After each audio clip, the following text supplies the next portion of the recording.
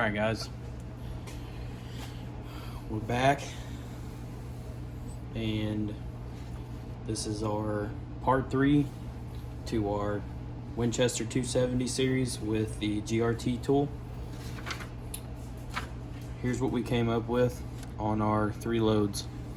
So Gord's reloading tool had a 55.99 grain, so I went with 56.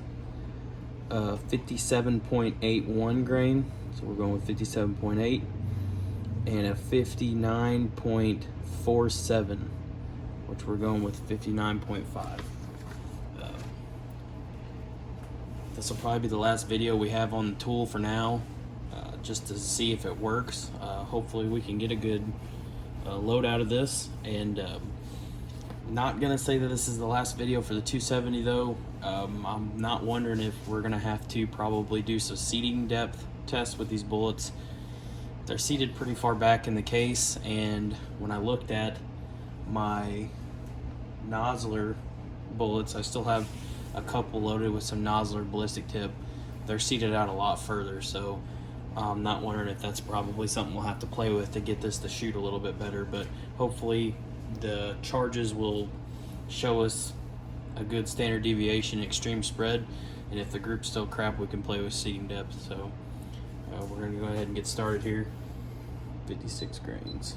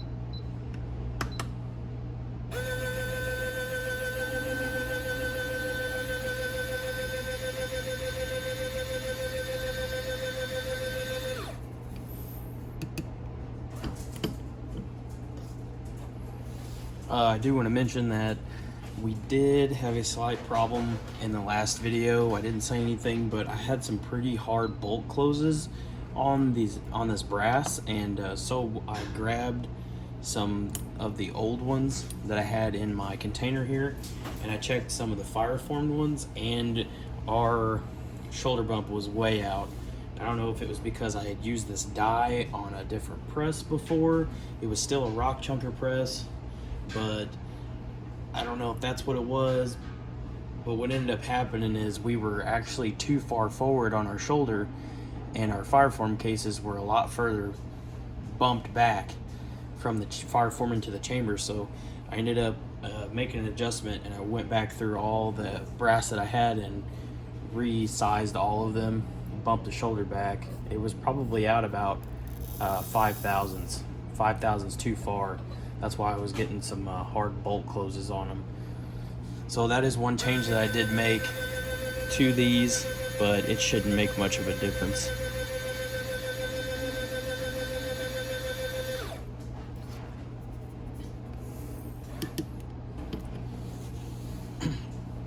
The pressures on these charges that GRT is predicting, the first two The first one is significantly under pressure. It's about 10,000 psi. It's saying about 60,000 max. It's saying about 50 for this lowest charge, the 56. The next one's about mid-range. It's about 55, 56. And then the last charge, the 59.5, it's pretty close to max. I think it's around 58 or 59. So we're gonna keep an eye on our pressure on these hotter ones just to make sure that we're not gonna run into a problem. And it may not be much of a problem if we seat our bullet out further, but right now we're gonna keep the same seating depth. It is pretty far in there, but we're gonna stick with it for now, just for testing purposes.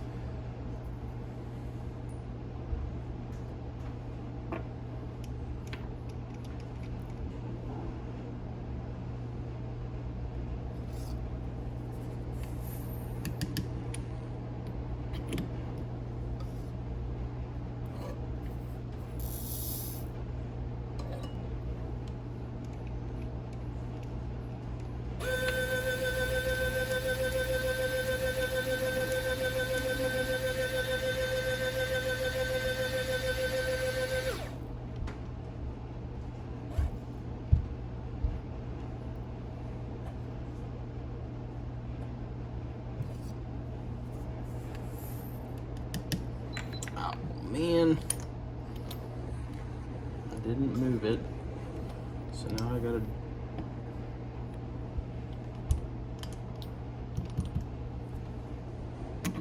didn't want to go down in there. I thought I might have double charged it the way it acted. Wouldn't be the first time that I haven't forgot to move my funnel over. Alright guys, we're going to load up the 270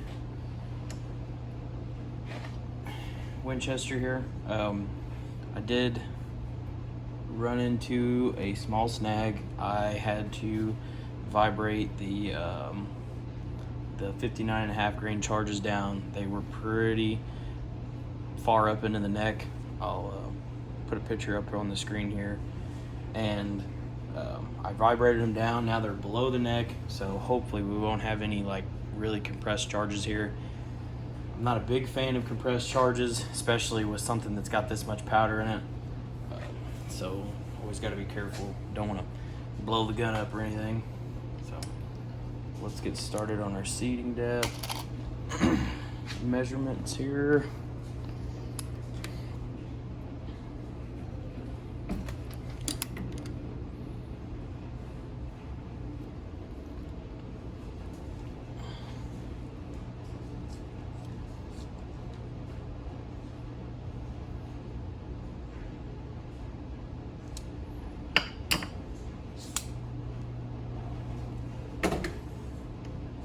Right on the money. 3.210.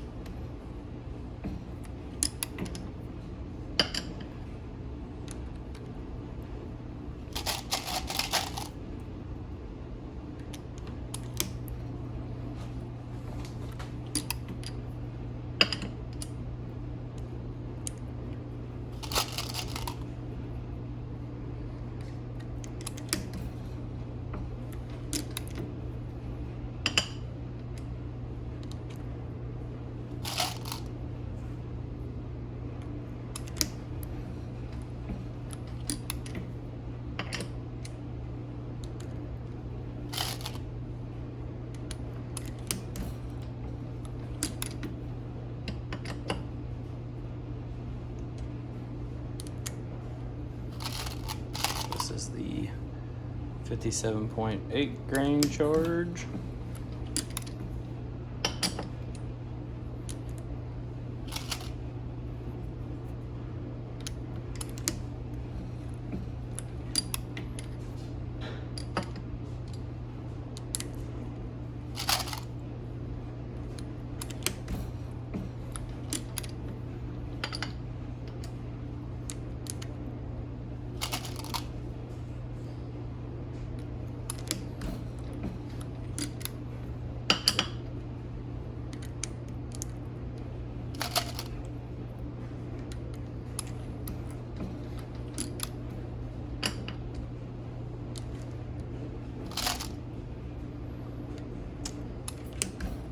This is the 59 grain charge. I don't feel any crunching, so we're gonna keep on with trucking. I will say one thing. The GRT does predict that I'm not gonna have full powder burn before it leaves the barrel. It is telling me right around 90 to 93% burn. So we'll see if that matters. The Gordon's reloading tool does have a few things said about if the powder doesn't fully burn before it leaves the barrel, there could be some inconsistencies in velocity. So it does seem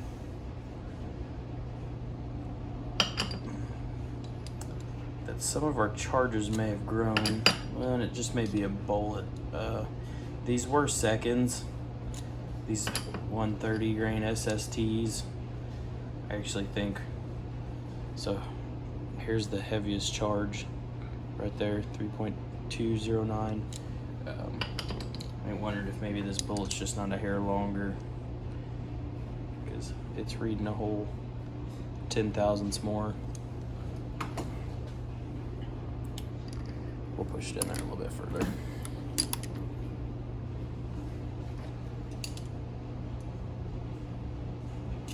That's close enough. All right, guys, we're gonna see you out on the range. All right, guys, we got the Winchester 270 here, 130 grain SSTs. These are the GRT recommended loads with all of our data input to the Gordon's reloading tool. We're gonna go ahead and get started. These are 5 shots. I got 3 different 5-shot strings to shoot.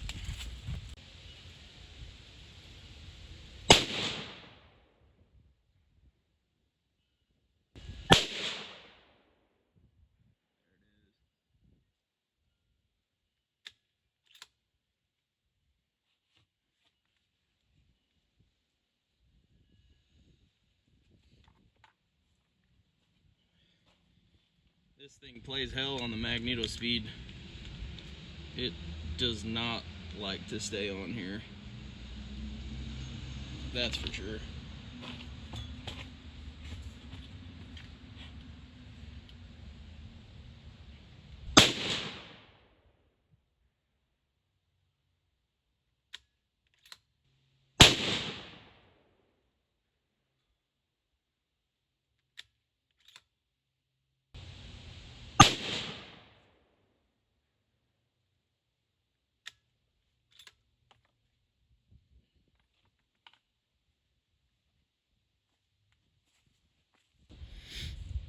All right, here we go. Group number 2.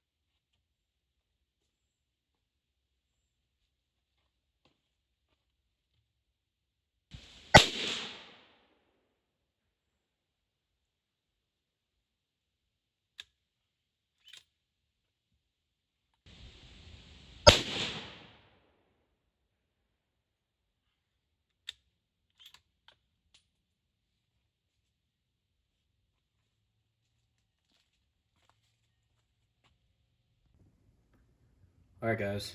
We're gonna go over the 270 stuff here.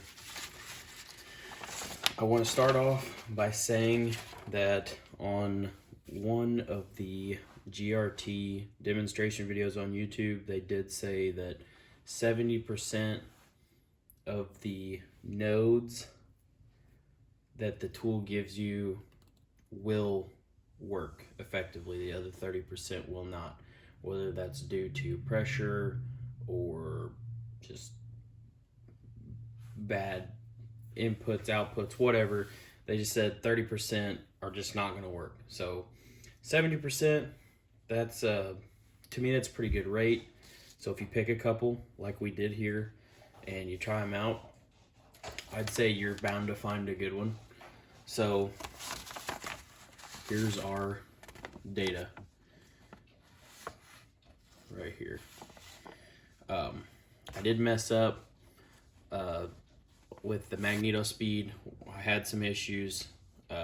It doesn't like to stay on the gun because it's it's a Ruger American with a very light profile barrel. I mean, you know, it's a Hunter or Sport or Contour, whatever you want to call it. It's just got really small profile to it, so there's nothing there to really grab onto with the magneto speed. So every time I shot after this happened, I had to loosen it, retighten it to get it to stay. It only worked for one shot.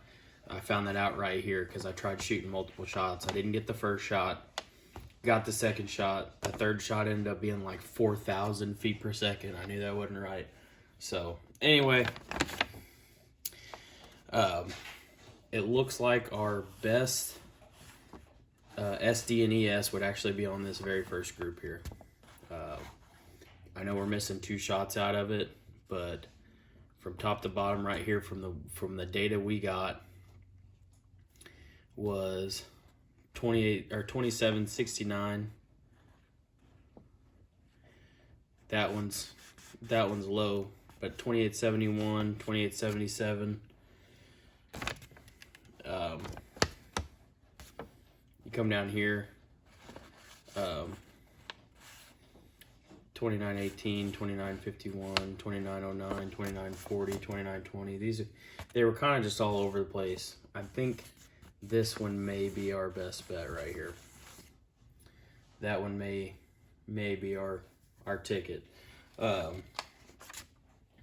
far as groups go, they were pretty much all the same size. There's our first group.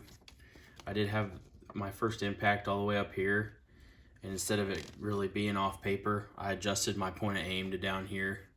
That way they would be closer to on paper. So 1.73 inch group. These are shot at 90 yards, by the way. Here's our second one with the 57.8 grain. Another 5-shot group, 1.73 also. And then here's the last one, 1.72 inch, 0.01 inches smaller. You know, one would say that one might be the better one, but from the numbers we got here, it doesn't look like it. Plus, being the rifle that it is and the load that it's going to have in it, it doesn't have to be super hot. You know, I think 2,800 feet per second, 2,850 will do just fine. So I think we're going to go with this one right here. I'm going to say, like I said before, I'm pretty sure we're going to chalk the groups up to probably seating depth because they're seated so far in the case. It's kind of ridiculous if you ask me. We're actually going more than what the overall length is suggested by Hornady, and the ogive of the bullet is almost in the case. It's pretty ridiculous, but that's neither here nor there. More testing required for that, but we're 2 weeks away from rifle season here. I don't know if I plan on using the 270, but I definitely want to have a load made up for it in case I do. So that's the case here. But as far as the GRT goes, I'd say if I didn't have a bunch of problems here, I would say that this is probably okay. You know, because I'm not saying that the 2769 didn't come from a loose magneto speed. Because this, I didn't realize what was going on this whole group pretty much until the last like 2 shots maybe.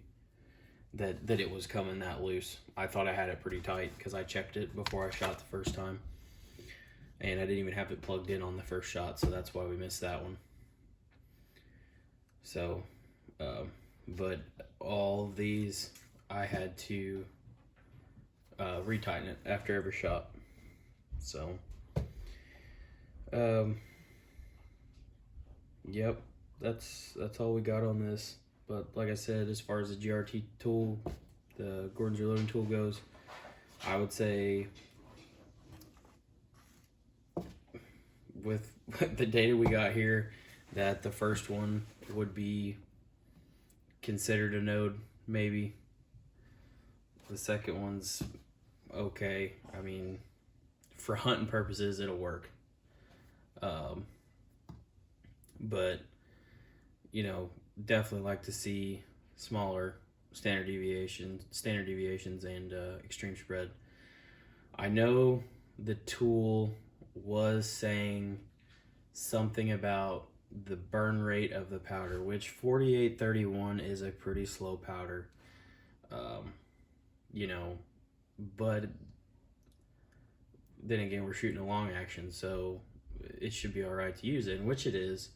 But it does say when you have it pulled up that the load density and the burn rate of the powder, there's a chance that there's going to be some unburnt powder coming out the end of the barrel, and that the efficiency of it's going to be low because of this, and you may get an inconsistent burn, and that happening means you're going to get inconsistent numbers.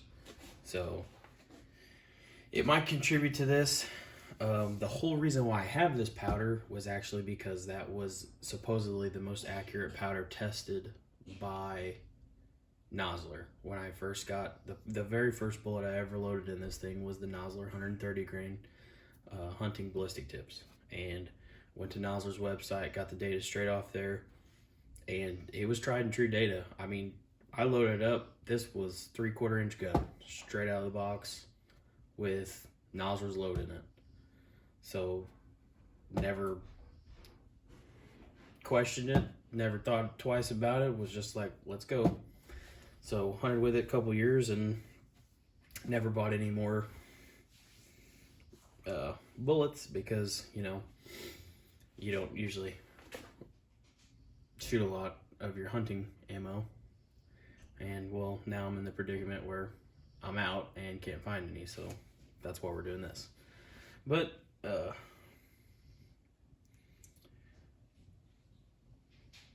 that's about the gist of it. So conclusion on the tool, it works, kinda. Very finicky. You got to play with it a lot. I did use some of my other loads, and I did come up with a close to node from an existing, you know, from existing loads. Like on a couple of my Wildcats, I worked them up, put in all the information that needed to be put in, because I already had, you know, I already knew what node that I was looking for, because I already tested it and already found it and everything else. And the tool did get me within, you know,